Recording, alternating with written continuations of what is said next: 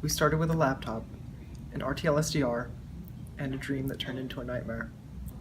We wanted to find the nodes, extract the flags, and then automate the whole process. We searched far and wide throughout ECE to find the proper looking waveform. Once we thought we found the mystery nodes, we had to check to make sure they were actually the nodes and not just police radios doing police radio things. When we received the HC12 in the mail, we realized we had to solder all the parts to get them working. After that, we used the HC12 and a basic Arduino program to find the IP addresses of the nodes we had located. But once we found them, we were not always guaranteed to find the same node on that channel because the nodes hop frequencies.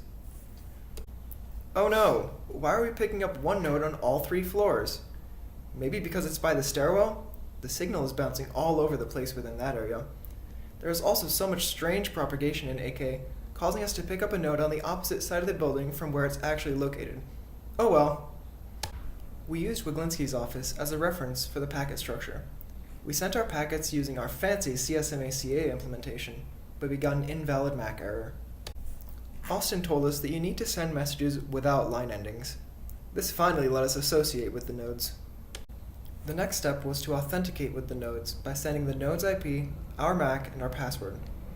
After this, we could get the flag by sending the node's IP, our MAC, and the getFlag command. Then we found all the flags in one day.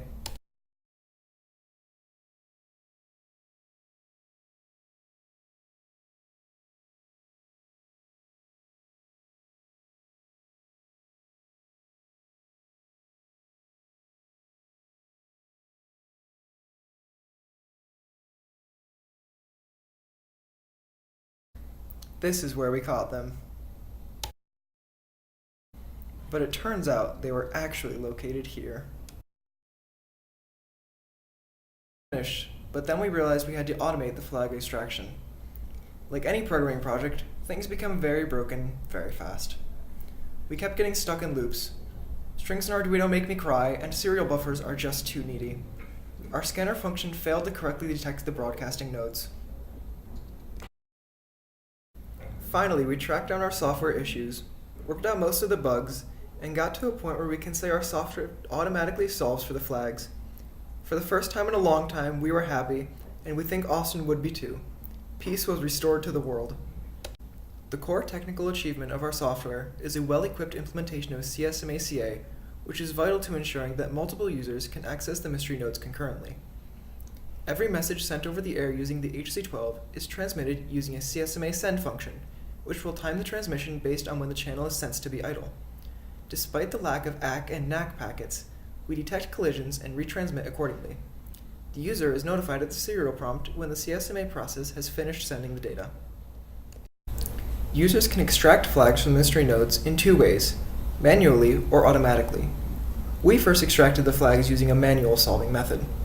When solving a node manually, the user begins by setting the HC12 to the correct channel using an AT command at the serial prompt. Next, they enter text that will be seamlessly transmitted to the mystery node over the air. Users will manually associate and authenticate with the node and issue the getFlag command themselves. In automatic solving mode, the user issues the command solve_n at the serial prompt. N indicates which node the software should automatically solve, where n is 0, 1, 2, or 3. The software takes care of automatically scanning each channel for the specified node. Due to technical limitations, this step takes the most time. You might want to go make a cup of coffee while you wait. Once the node's channel is identified, the software will remain on the channel where it automatically sends association, authentication, and flag extraction commands. The 20-character flag is automatically filtered from the incoming radio data and displayed to the user.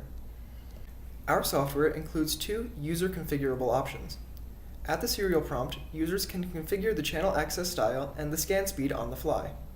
These settings take effect immediately without resetting or reprogramming the Arduino. We think that these features are unique to our team's implementation. The access style can be set to polite, impatient, or aggressive. The polite mode indicates that the software should use a standard exponential backoff style when a collision is detected. The impatient mode, on the other hand, uses linear backoff, and the aggressive mode transmits as soon as the channel is detected idle. The scan speed can be set to slow, medium, or fast. We recommend using the medium setting. However, users can choose to scan quickly if they feel lucky, risking that they'll miss the desired node. Conversely, A user might set the scan speed to slow in order to ensure they won't miss the IP broadcast. The default settings are polite access style and medium scan speed. They reset to these values when the Arduino reboots.